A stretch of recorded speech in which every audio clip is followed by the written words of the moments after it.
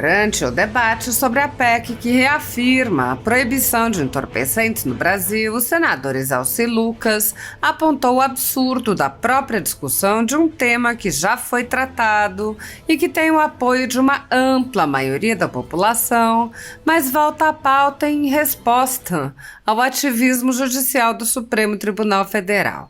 O senador rebateu os parlamentares que haviam repetido as antigas narrativas da esquerda, dizendo: "A gente parece que vive em outro mundo. Acho que as pessoas não conhecem o mundo real. Eu não sou advogado, por isso é que aqui eu não falo muito, aqui na CCJ, por desconhecer grande parte do direito. Mas eu aprendi que sabedoria é reconhecer o óbvio. Eu vi aqui, ouvi aqui, de parlamentar que é da área, delegado, fazendo um discurso de que só se prende em função da questão racial e da questão econômica." Exalci relatou que visitou delegacias e conversou com policiais e ouviu histórias de uma outra realidade. Exalci disse: "É evidente que eu tive cuidado de visitar nesses dias algumas delegacias. Também conversei com policiais militares sobre o mundo real relacionado a essa questão das drogas. E que os delegados me falaram, e com toda razão, porque no Brasil a versão muitas vezes vale mais do que o fato, ainda mais quando se fala por diversas vezes, repetem mentiras durante 1000 vezes e querem tornar essa mentira verdade. E quando isso vem do Supremo, essa versão é muito mais fácil de pegar, vamos dizer assim." Conversando com o delegado, e eu entendi isso porque o que a gente percebe é que tanto a polícia militar quanto a polícia civil enxugam gelo. O delegado me disse: "Exalci, essa conversa, essa narrativa, inclusive do ministro Barroso, de que só se prende em função da questão racial e da pobreza, é narrativa mentirosa. Não é verdade, porque quando um agente da Polícia Civil prende alguém com porte de drogas, ele leva para a delegacia, tem toda uma investigação, tem um processo. E ninguém fica preso. Ele pode ficar para o dia seguinte para audiência de custódia e na audiência de custódia tem lá o Ministério Público, tem lá a Defensoria, tem o juiz. Depois ainda da audiência de custódia vai-se para o juiz original. Então essa conversa de que prende todo mundo é um desrespeito, inclusive aos policiais." O senador relatou que há casos ainda mais graves e prosseguiu: "Então, não é verdade o que os especialistas aqui, senadores, disseram." Ele disse: "Eu estive lá conversando sobre isso porque acho que todo mundo que tem o poder de decidir alguma coisa aqui neste Congresso deveria conhecer melhor o mundo real." O senador Exalci Lucas alertou que todo o debate está ocorrendo em função de uma invasão das atribuições do Congresso. Ele disse: "Há, de fato, uma invasão da nossa prerrogativa de legislar." Ele lembrou que a imensa maioria da população aprova a proibição das drogas e prosseguiu: "De fato, o Supremo está extrapolando. Eu disse anteontem, ontem e vou falar hoje novamente sobre a questão agora de criar um painel de controle daquilo que é colocado nas redes sociais. Será que é o juiz, o Alexandre de Moraes, que vai dizer o que pode e o que não pode colocar na rede social? Ele é que vai tirar? A característica das redes sociais é facilitar o compartilhamento. Ela não tem conteúdo. O conteúdo não é das plataformas. E querem agora definir isso." Um senador afirmou: "Então, o Senado Federal precisa tomar atitude. Não dá para continuar do jeito que está." Sob a presidência de Rodrigo Pacheco, o Senado sofre uma intensa paralisia. Na legislatura anterior, o próprio plenário se reuniu poucas vezes e as comissões praticamente não funcionaram, impulsionadas pela paralisia da Comissão de Constituição e Justiça, que, sob o comando de Davi Alcolumbre, também mal se reuniu. Por ocasião da eleição da presidência para a nova legislatura, os cidadãos se manifestaram e uma petição contra a recondução de Pacheco teve mais de 500 mil de assinaturas.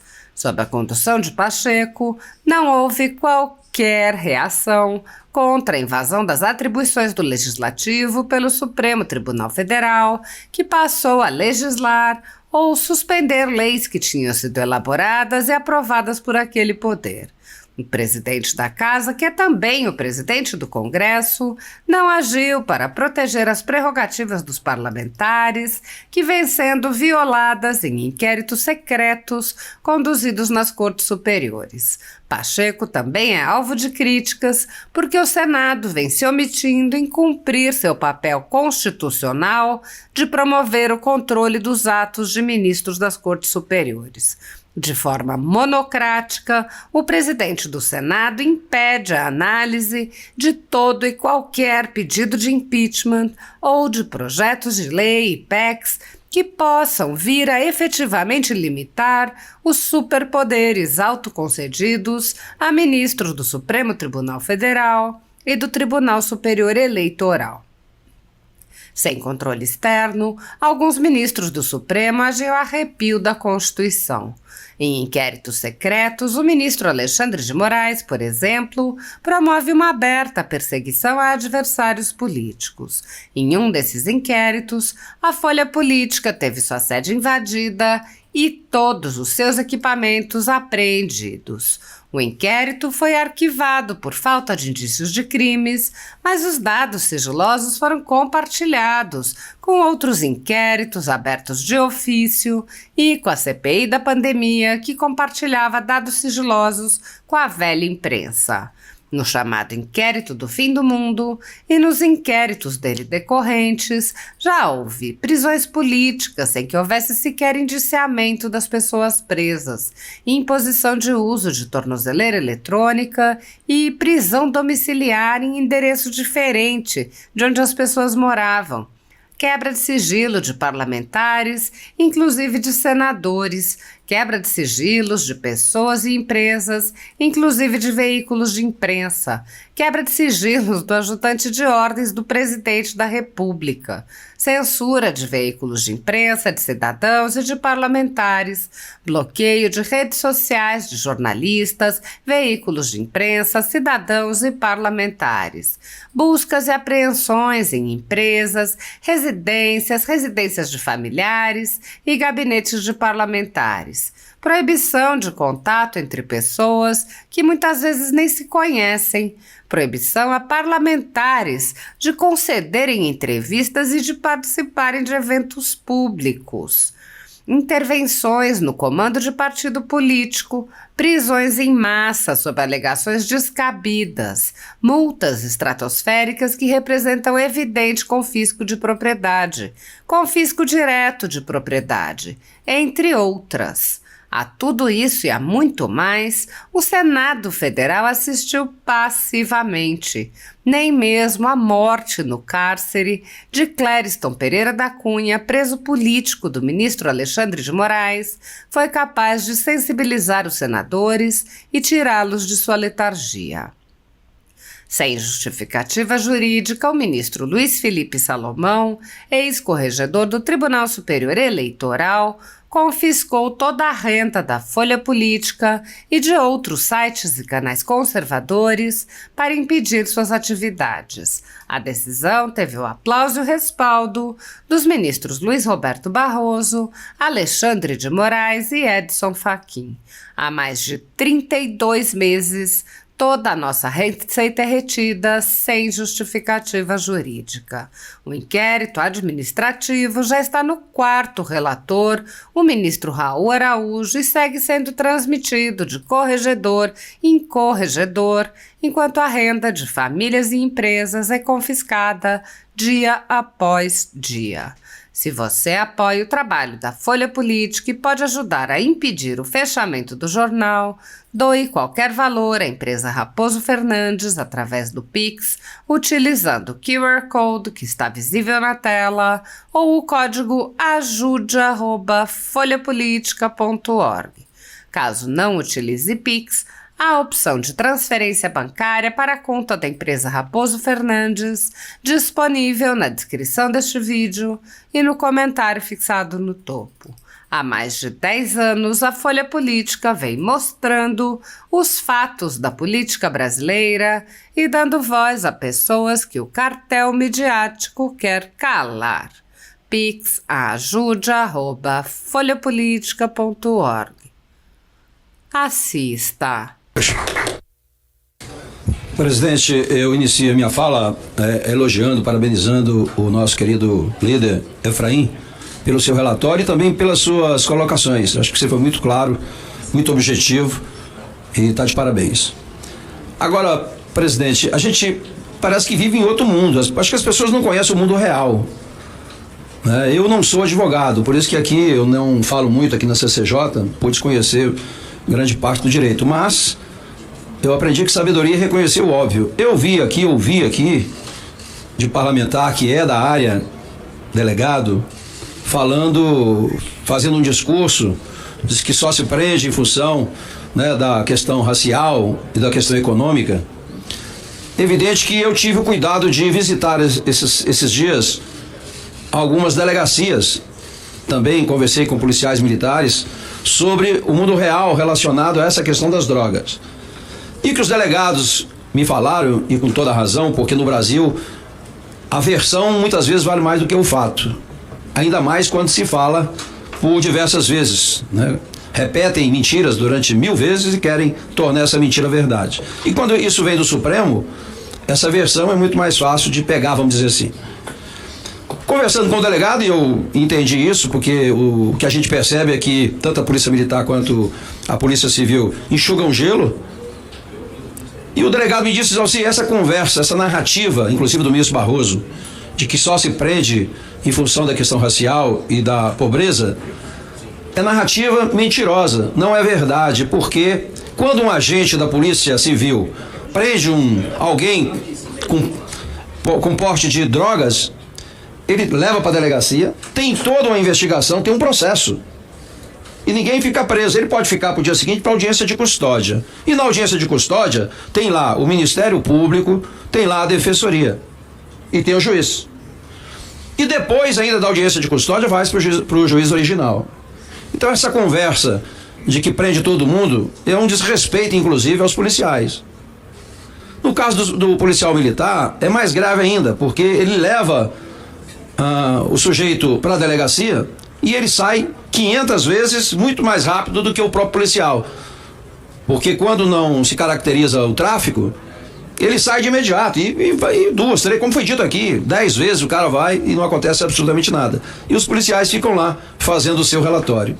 Então, não é verdade o que os especialistas aqui, senadores, disseram aqui. Não é verdade, pelo que vários delegados, eu não fui apenas uma delegacia não, eu fui em várias delegacias para saber, inclusive delegacia do Plano, delegacia da Ceilândia, delegacia na Estrutural. Estive lá conversando isso, porque acho que todo mundo que tem o poder de decidir alguma coisa aqui nesse Congresso deveria conhecer melhor o mundo real, Então, há de fato uma invasão da nossa prerrogativa de legislar. Essa questão aqui que foi criticada de ser uma PEC é para ficar muito claro, mais uma vez, que qualquer porte ou posse é crime. E aí, evidentemente, tem lá na investigação que o delegado faz, os agentes, tem todos os critérios técnicos para definir se é porte ou se é traficante, se é usuário ou se é traficante. Agora, acho que alguns senadores aqui poderiam levar para casa alguns para adotar, porque quem conhece uma família que tem filhos que mexem com droga, a gente sabe e a dificuldade que é. Roubam tudo, vendem tudo, agridem principalmente os mais velhos para pegar a aposentadoria, quebra tudo. É só ir lá e conhecer. E tem mais, como foi dito aqui pelo senador Efraim, tem uma pesquisa. Ele ainda foi bastante modesto, porque ele citou aí a Datafolha, com 70 e tantos %, mas conheço pesquisas com com um percentual muito maior, 80, 90. Então, nós estamos aqui realmente representando a população. E a população, em sua grande maioria, não digo unanimidade, mas sua grande maioria é contra qualquer flexibilização com relação às drogas.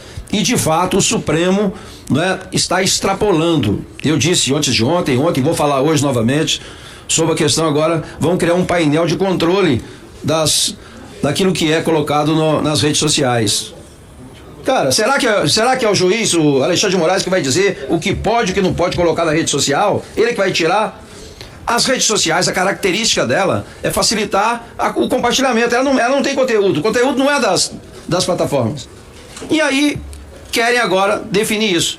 Então, o Senado Federal precisa tomar atitude. Não dá para continuar do jeito que está. Né? Agora se fala no aborto, fala agora... Cara, é impressionante como nós chegamos, não é, aqui no Senado Federal. Então, presidente, eu vejo, né, e mais uma vez... Né, parabenizando aqui todos que falaram, que discutiram essa matéria há anos aí, o senador Girão, inclusive, que, né, veio para o Senado com essa bandeira principal aí, com relação às drogas. É triste, né? A gente vê ainda a gente defendendo essa questão das drogas aí, incentivando, porque qualquer fala de um senador, de um ministro do Supremo, né, acaba incentivando. E, de fato, não é, se não tiver essa questão como está colocado aqui na emenda, que foi acatada, não é, com relação à definição, ora, se disser lá que é 2 gramas, a partir daí o traficante vai tomar como parâmetro 2 gramas e vai vender 2 gramas, que dá aí, sei lá, 5 baseados desses. Aí a gente vai ver os meninos que não tiveram educação de qualidade, porque lamentavelmente há 20 anos, 30 anos atrás, educação é só discurso. Nós somos uma geração nem aí, né, que não tiveram a educação profissional. Eu fui o presidente da comissão que relatou o novo ensino médio e que era para estar implantado já a partir desde o ano passado. E agora vem muda o governo e quer começar tudo de novo. E com discurso de educação de qualidade. Esse governo teve a oportunidade de anos e anos melhorar a educação, e o que fizeram foi exatamente, não é, a doutrinação. Lamentavelmente é o que está acontecendo no Brasil. Então, essa questão da droga, inclusive, afeta a questão da educação. Na educação, teria que trabalhar isso, mas lá há um incentivo, porque na medida que o professor, outros, não é, incentivam as drogas ou defendem as drogas, é natural o aumento do consumo das drogas nas escolas e na sociedade. Portanto, presidente, eu tenho certeza absoluta aqui, pelas falas, que nós vamos aprovar essa matéria, né, e tornar definitivo realmente o crime, seja de porte, seja de posse das drogas que não estão previstas realmente na lei. Então, já antecipo aqui, né, e já inclusive a orientação do partido no sentido de votar favoravelmente a essa PEC, mais uma vez parabenizando aí, não é, o nosso relator. Muito obrigado.